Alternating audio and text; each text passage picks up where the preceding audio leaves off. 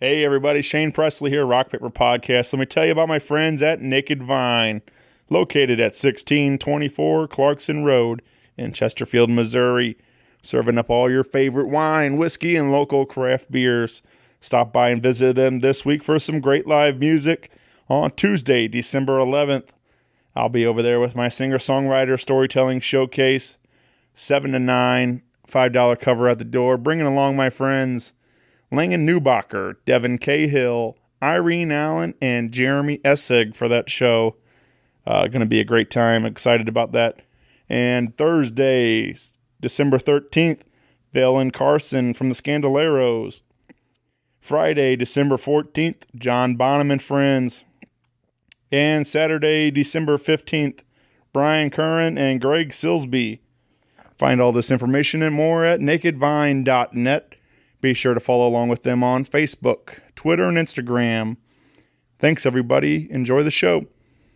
A podcast is kind of like it's like a radio show that's not on the radio. It's on the internet. Does that make sense? Uh-huh. Yeah. That's also like my mom. It makes it sound more confusing, doesn't it? It sounds like this. Hi. Rock Paper Podcast. Surco. Kirko mixed Paper. Rock Paper Podcast. Rock Surco. Band Podcast. Kirko. Fun times. Rock Paper Podcast. Rock Paper Podcast. Rock Paper Podcast, y'all. Hey, everybody. Shane Presley here, Rock Paper Podcast, coming to you from St. Louis, Missouri, hanging out with the guys of Surco. Welcome back to the show, guys. Hey. What's up? You all want to go around the mic and introduce yourselves and I guess what you do in the band? I'm Jeremy.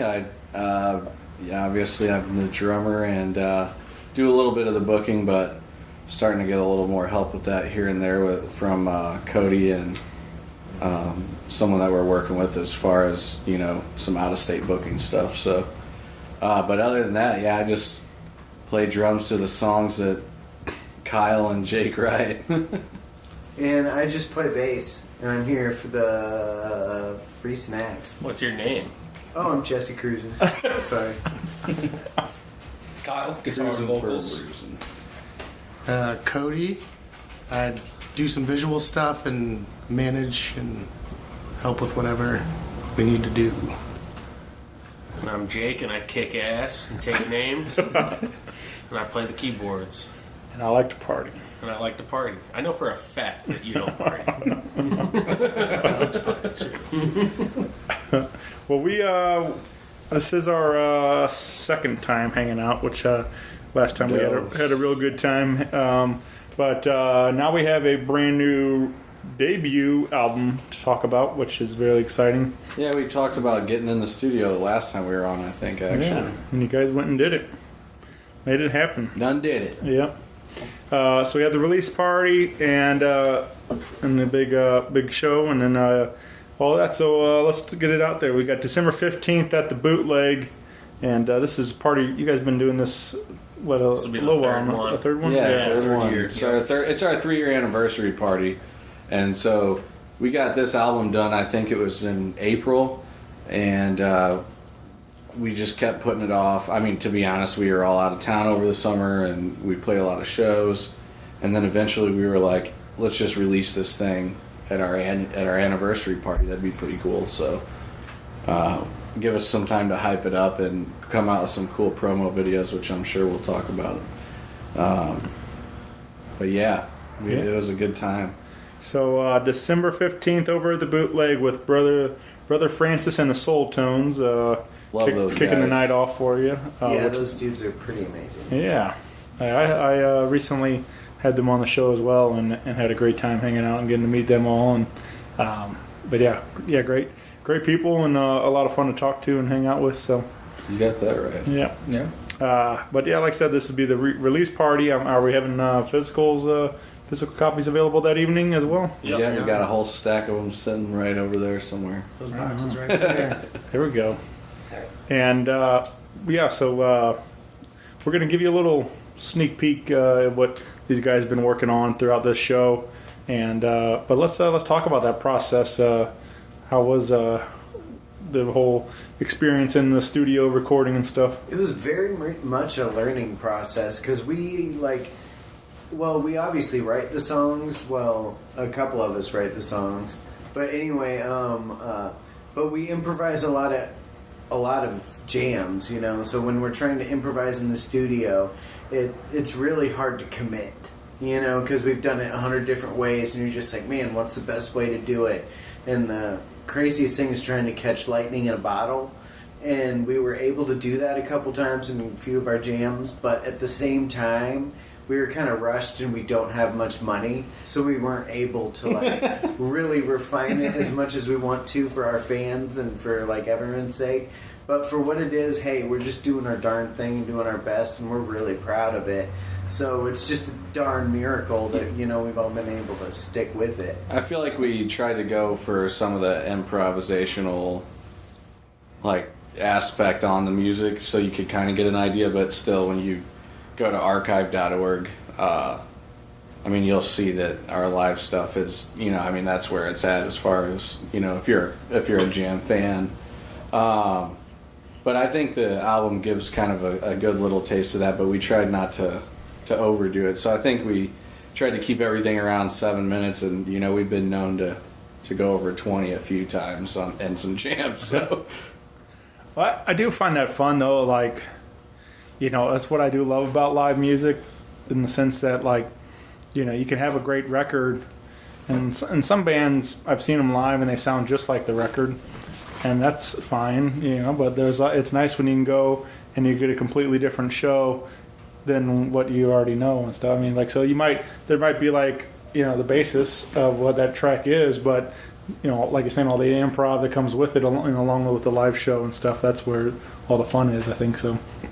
And even with a couple of the takes in the studio, like, it was hard to decide at the end which one to choose, because, like, out of 3 or 4 takes of some of the songs, it was like, wow, that's radically different from the other version, and it's like, which one's, you know, objectively better? It's hard to say. It's just, you know, we kind of decided which one. Got to teach ourselves to be felt selective. We could eventually release some of those. Yeah, some of the for fun. B-sides, because, I mean, they're really cool, and, like, especially with, like, I think it was, like, the Lift Off an Elevator, there was, like, 2 versions on either of them that was, like, totally different jams that came out of them, you know? Jake had the most fun playing Back Again on that album. Oh yeah, in the studio.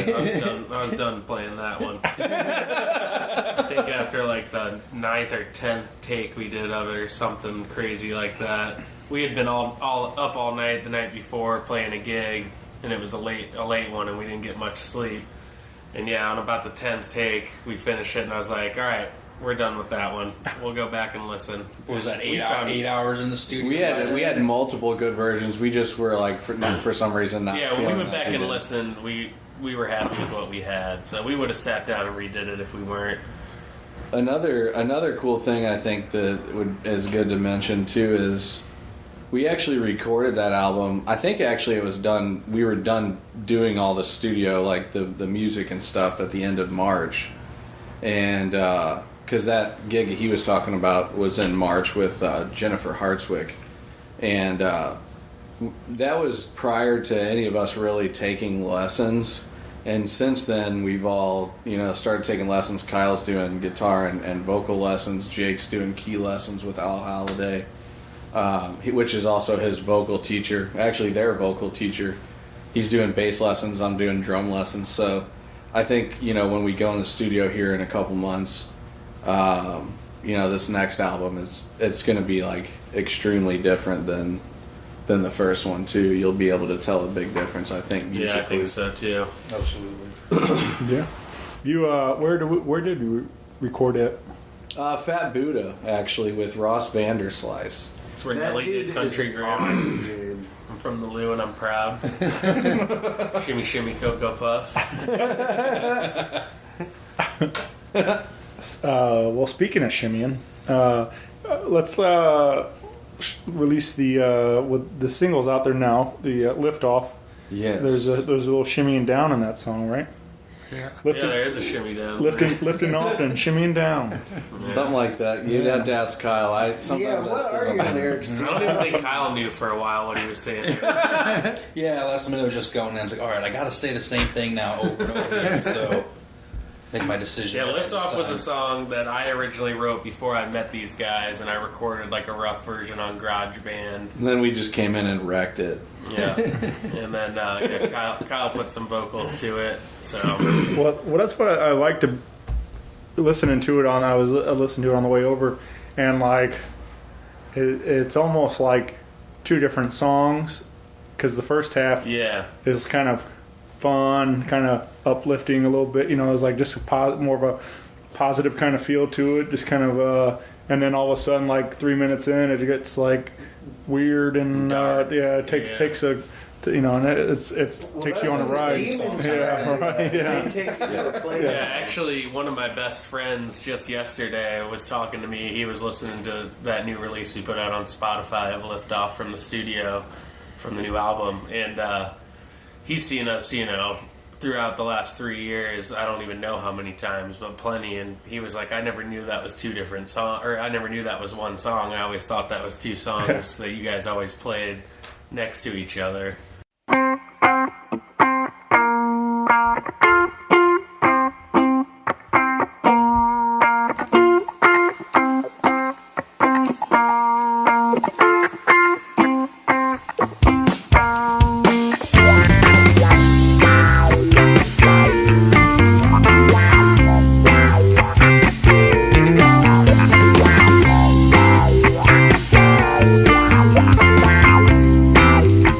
Yeah.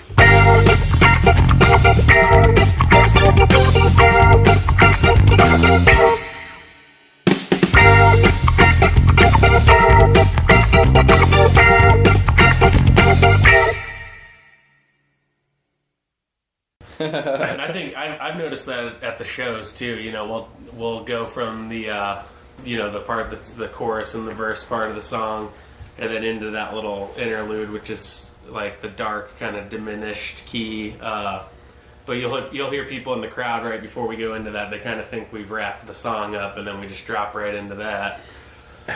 I imagined I imagined if you guys did a music video to that song. I thought it'd be funny kind of thing. I had this I do it a lot when I listen to music. Just kind of the imagery starts going through my head, and I just imagine like a little animated character, yeah. And then but at the beginning of the movie, or the beginning of the video, he drops acid or something, and then drinks. We do not approve the usage of mind-altering drugs. This is all hypothetical, but it takes 3 minutes for it to kick in, and then all of a sudden, the second half is when it's all taking a hold and starts getting really weird. And I'd say there might be a little inspiration there. Yeah, for sure. But something actually that multiple people told me over the last week after releasing that is they heard a Primus or Les Claypool vibe, which I've never noticed. Obviously we all love Primus and anything Les Claypool personally. I'm sure all these guys do too, but I thought that was pretty weird. But yeah, that middle part freaks everybody out. Another song that we have like that, which is on the album, is called Year. And you think that song's over too, and then another song starts, which technically it does, because they were two songs. Those were actually two different songs put together, but it's another one that's oh wait, this is still the same song. Yeah, and to be honest, that's my personal favorite on the album, I believe. Yeah, so that's I can't wait to get that and one that's, there. that second part in Year where it switches up into a different key. That was something when Jesse and Kyle and I lived together. We were down in the basement just kind of recording stuff and coming up with ideas. And don't tell them about the basement. That's all we'll talk about with Jesse's lair. This was Jesse's little. I was living in the basement at that time. That was hard. Yeah, that was good times. Yeah, Jesse thought that the basement was possessed by evil demons. But that was really just all of his probably dirty just the laundry heater kicking on or something. and plates and with food on them and on That is the bed. not even historically accurate. Jesse's getting red over here. But anyways, we recorded that part of the song, and we had that recorded for since the first couple months we knew each other. And Kyle came to the table at band practice with the song Year, and which originally was just the first half of that song. And at the ending, we kind of came up with, why don't we just drop into that thing that we've never really known where to put it or what to do with it. And we did, and it fit perfectly. So, and that song goes type 2 like a mofo. Yeah.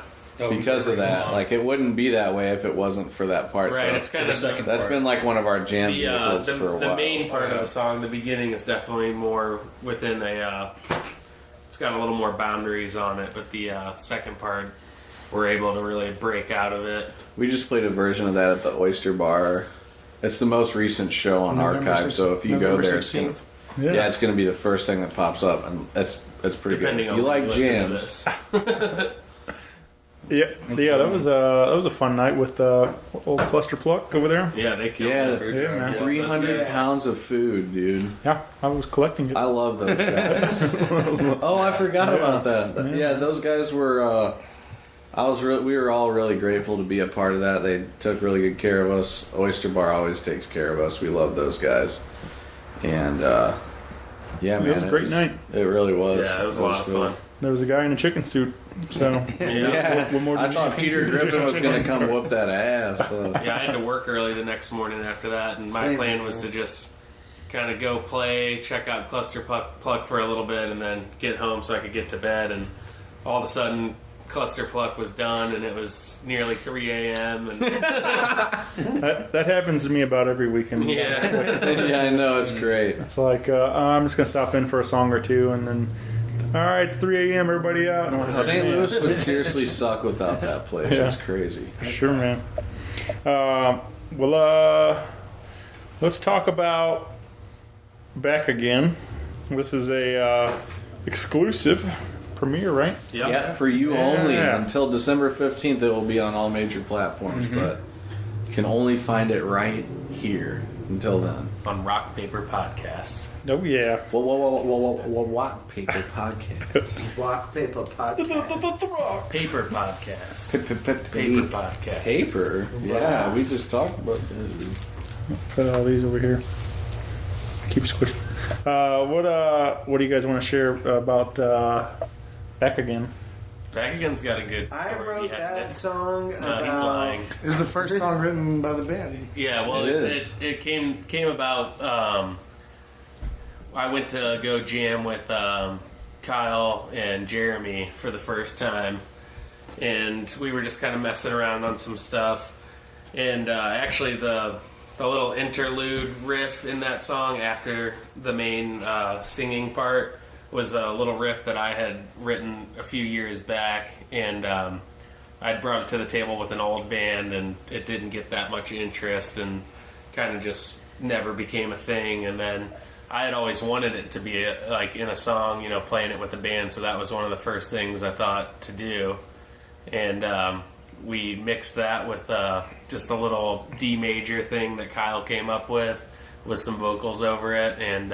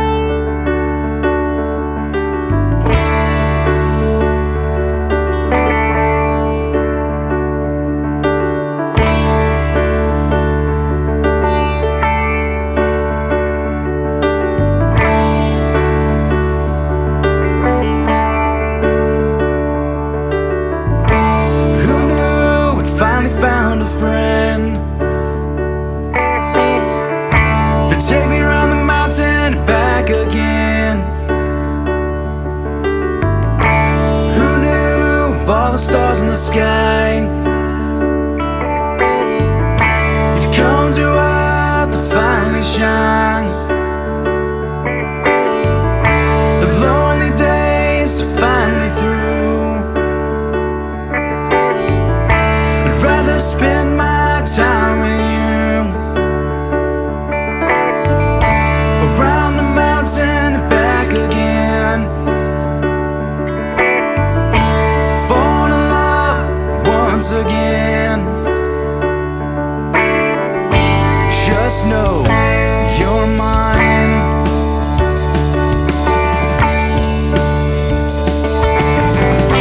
Sometimes I may step out of time. Sometimes I may skip a line.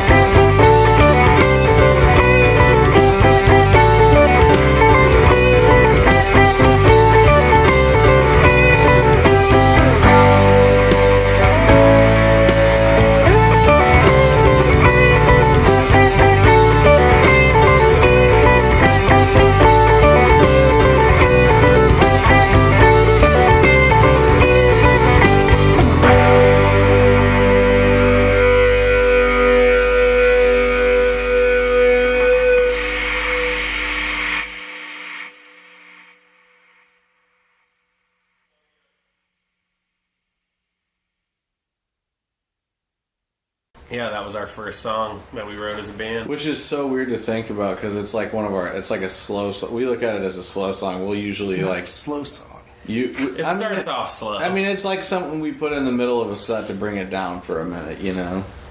But And it kind of just created itself overnight, didn't it? Well, I think Yeah, it's pretty kind of much. cool. Besides the lyrics, and then Jesse and I working on the harmonies and all that Right. kind of stuff. But yeah, Right. that was kind of all got created in one night, which is pretty neat. Fun. What do you say? Time. You said it was a ballad. Boys. Yeah. Oh, yeah, it's I kind of was ballad. thinking It's of got that ballad vibe. Thinking of those it old, really does. It's a rockin' ballad. those Time Life one you commercials, can- monster ballads and You can stuff. lay your partner down and just Those are great. kick the We gas. should make a fire mock on. version of that for our CD with like the song scrolling down and it's like some spokesperson like Surco Volume 1. Get your copy today. Call this number now. You can make it happen if anybody can, Cody. We should do a music video too. A couple music Well, videos. I just pitched my idea for music videos. So I like Right. it. A rock opera. We had no idea. We just sat here and he just kept us on camera for hours, and we had no idea how this promo video was going to go for Winter Disco. And he used part of Liftoff for the background music. There's a little bit of footage of us in the studio, but I don't know if you ever watched Tim and Eric or if Yeah. you've ever seen it. But it had like a super Tim and Eric vibe. You can see it on our Facebook page. yeah, but that's pretty great. it was That pretty awkward- Well, I fun. mean, with like Sort of 2 hours of sort of recording footage, like it's great, and we'll release it as like B-roll, just like band interview questions, stuff about us. But like out of the 2 hours I recorded, like you were the only person that said the words Winter Disco, and you only said them once. And for this promo video, like I need to like we're throwing this party December 15th. Come on out, Winter Disco album release, and like. Literally, it was not said once. You said Winter Disco once. So we just use that. Like, Yeah, multiple but then times. I used because Kyle had said it, and the little thing I did with See, him. sometimes Oh, we yeah. need a little. So I mixed that in, but like that's my bad too. We were Hey man, and That was a listening weird to night. us talk for doing 2 hours of footage would make you go crazy. it's great. But we did learn that you guys like dogs, so Yeah, And we like party. yeah. Fun time, Dog boys. party. Long time. well, we do have a big party again, December 15th, Winter Disco at the Bootleg in the Grove, album release party with Brother Francis and the Soultones, $10 tickets. Can we? Are those available online now? Yeah, they sure are. There's to be honest, I don't know exactly what the ticket link is, but it's on the event page. If you just go to the event page, you can buy tickets right through the event. Yeah. Well, check that out. And like I said, you've already heard 2 tracks from the record. How many total on that album? 8. Eight songs total? 8 songs. It's about an hour's worth. Yeah. 5 with vocals, 3 with 3 instrumentals. 3 instrumentals in there. Yep.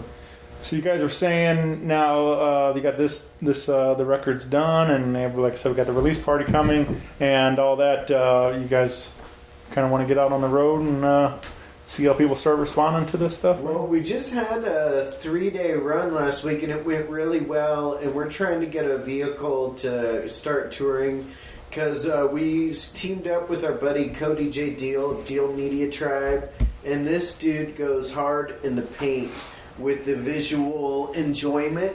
Like you could watch his stuff and feel like you're in outer space.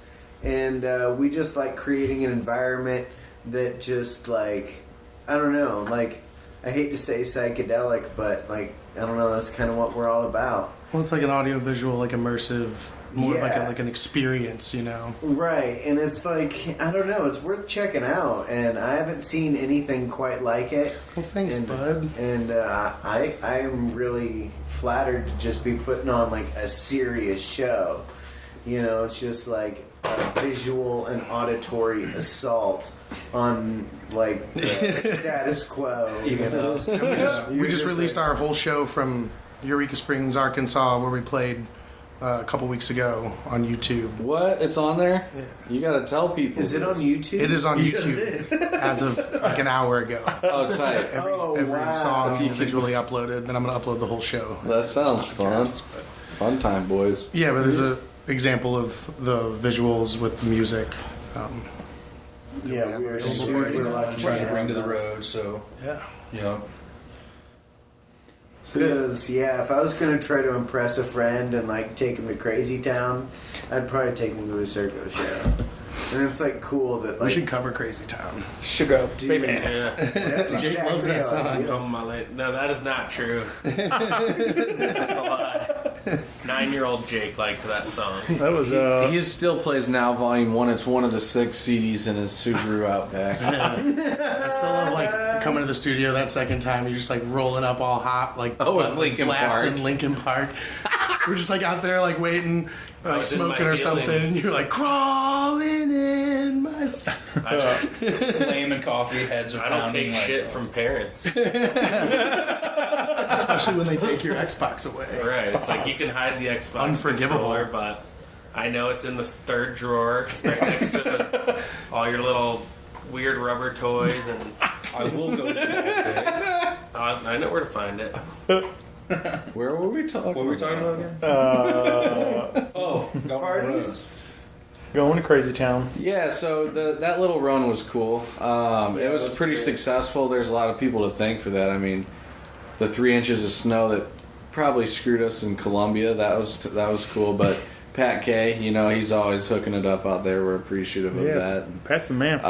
Marcus Phillips, I mean, he brought a Love Bomb crowd Productions. and Level Up. I mean, I shouldn't, Level Up and Marcus, they brought a good crowd and took really good care of us out there. And then, the farm, Virgil and Marina are like literally like family to me. I've known them for years, like a decade at least. And it was a little celebration for their tie-dye company. Actually, 10 years. Yeah. And I've literally met him like pretty much right around that time. But that was fun. It was nice to meet John Walker. He throws some really cool festivals down there at the farm. Hillberry and Spaceberry and Highberry, Deadhead Productions, I think they're called. Mm-hmm.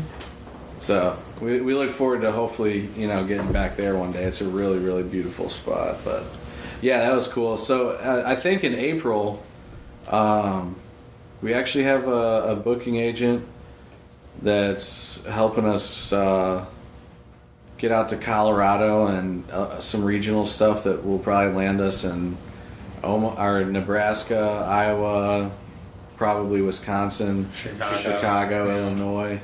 So we'll probably do stops in Peoria. Kansas. We might even do Peoria like in January. I'm trying to work on that currently, but We want to go back to Springfield again, though, too.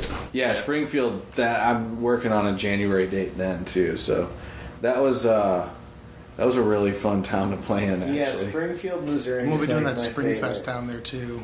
yeah. In May we're playing Springfest, and then we're also playing another festival right down there, like the weekend before or after. Peachtree down Peachtree south. one? We're headlining, I think, Saturday night of that festival. So really grateful for that too.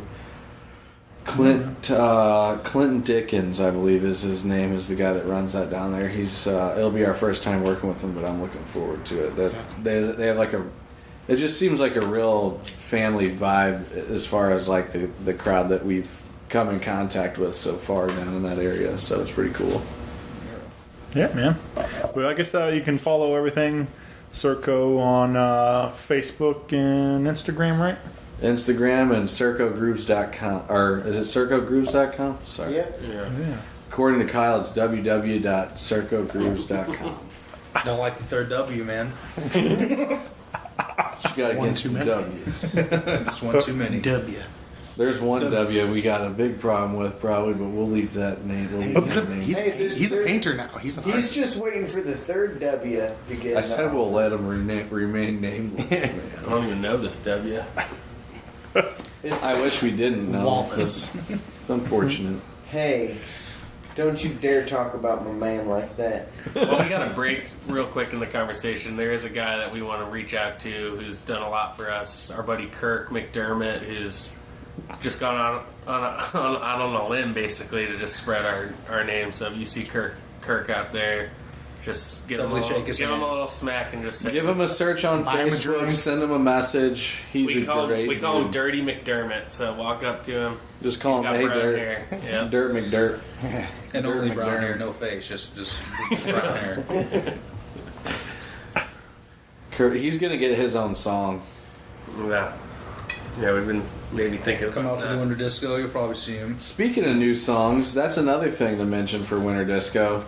We're coming in hot with a few debuts. We've been kind of slacking. I mean, we have lots of new music, but we've been slacking on putting it out. We've just been like busy playing shows and really no excuse. But Partying. yeah, I mean, Working sure. on the album too, like the whole release process. Just been Yeah, we've been focusing a lot on the album release, but really, we have right now. I mean, we have less than 3 weeks, but we have about 9 practices before then. We're doing 3 a week, so Great. Trying to bust out what we can.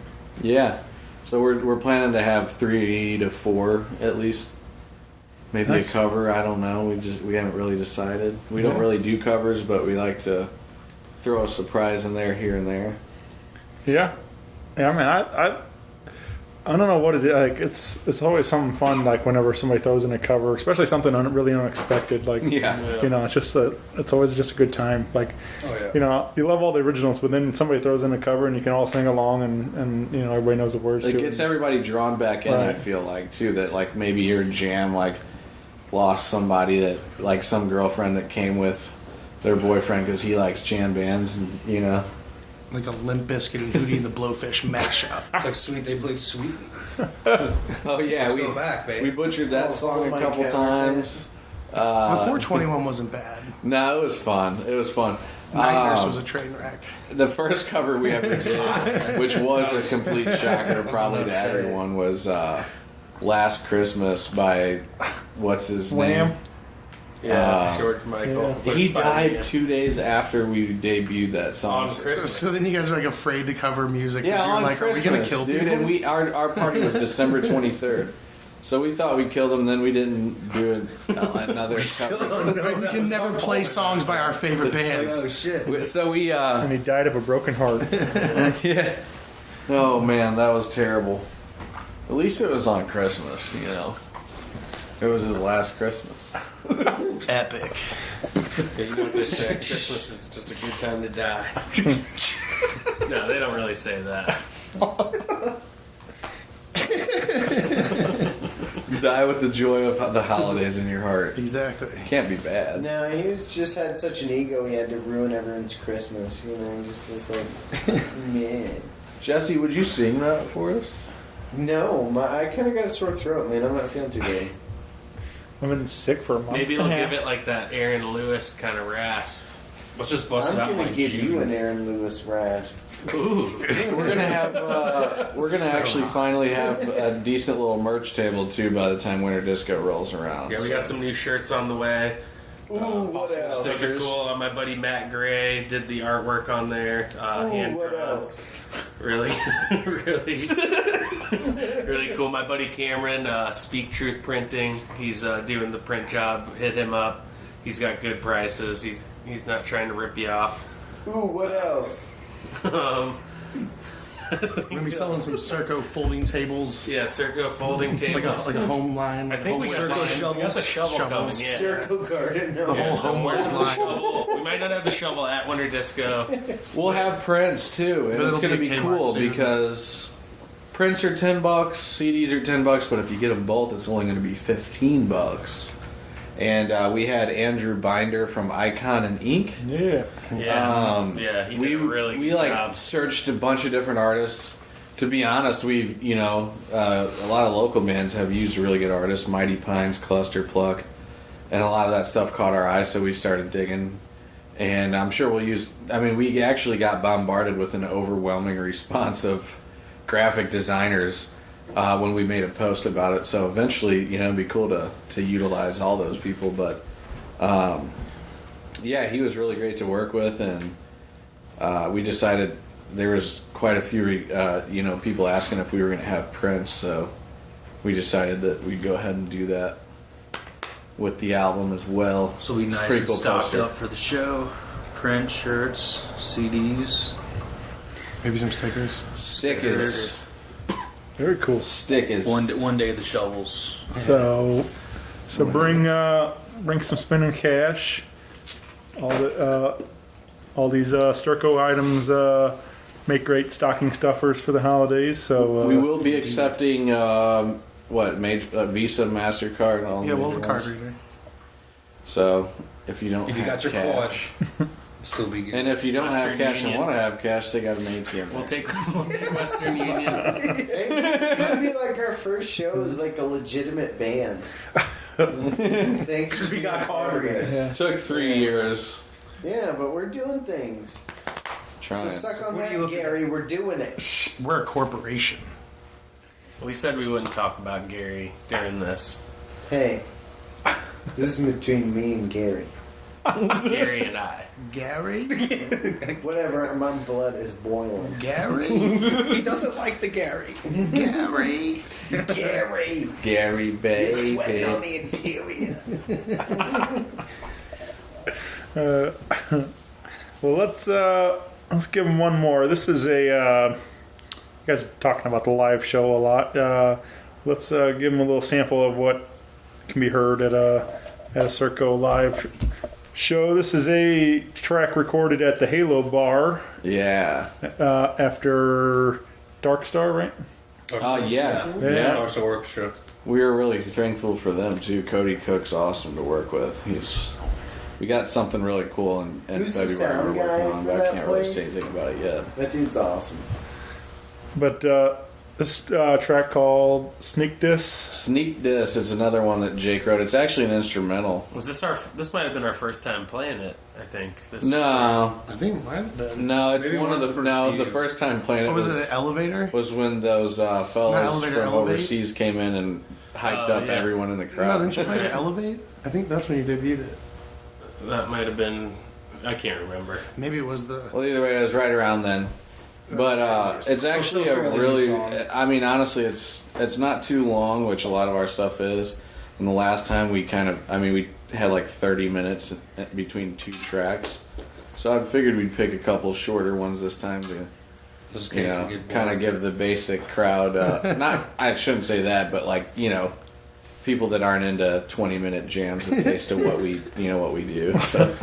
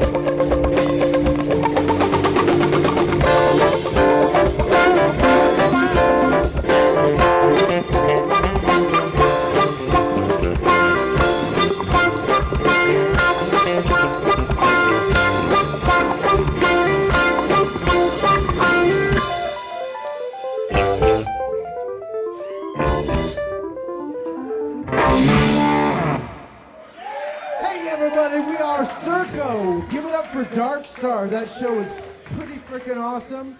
And here's to the Blues playing their first game. We didn't get our first win, but it feels good to watch hockey.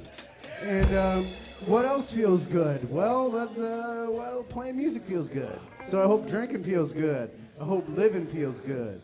Yeah, man. Well, again, you can join us at the Bootleg, and then for everything else after that, you can follow along CircoGrooves.com, Facebook, and Instagram. We do have Liftoff now available on all your digital platforms. Everywhere. Wherever you're streaming music and things. So go ahead and hit subscribe and follow on there, and then whenever the new record's out, you get the alert and all that stuff. So yeah, we're actually going to be.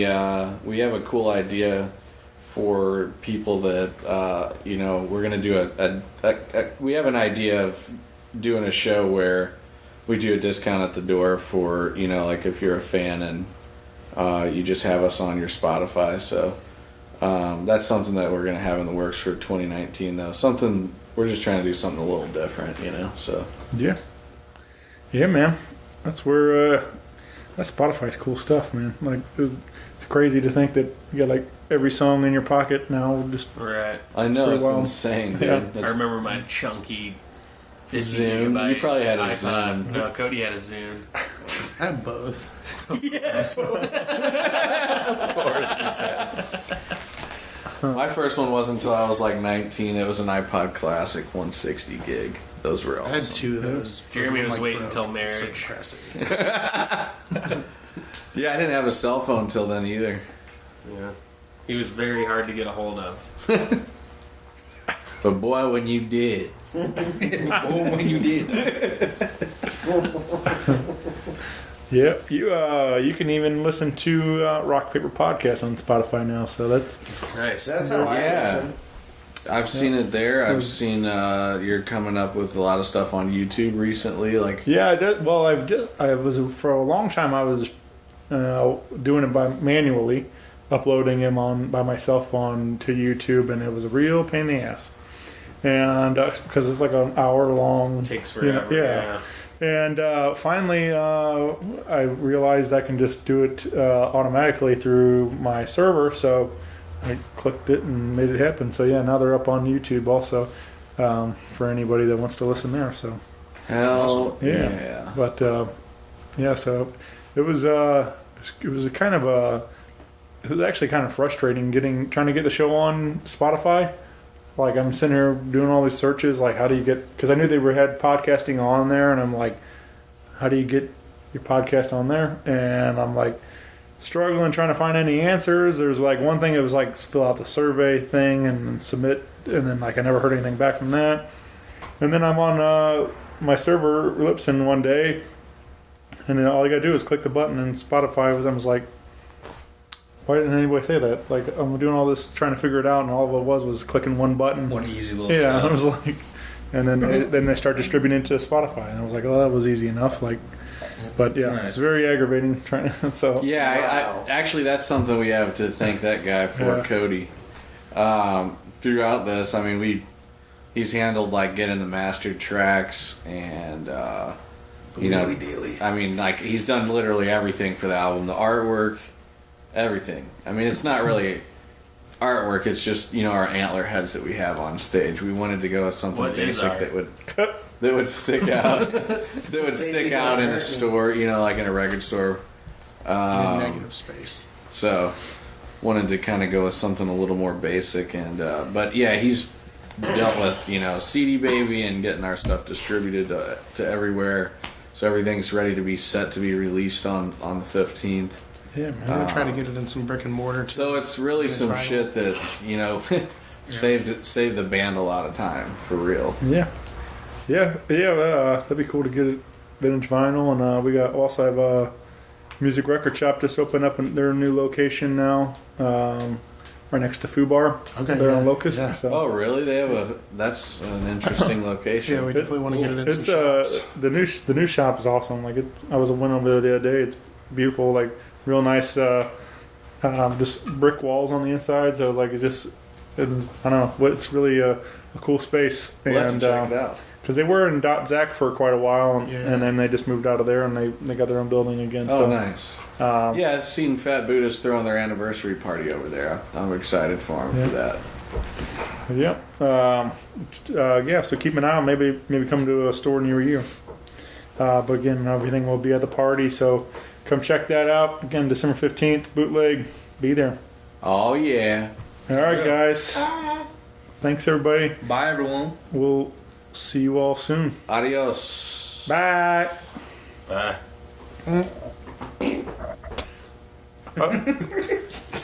Rock Paper Podcast. Rock Paper Podcast. Rock Paper Podcast. Rock Paper Podcast. Well, yeah, that was it.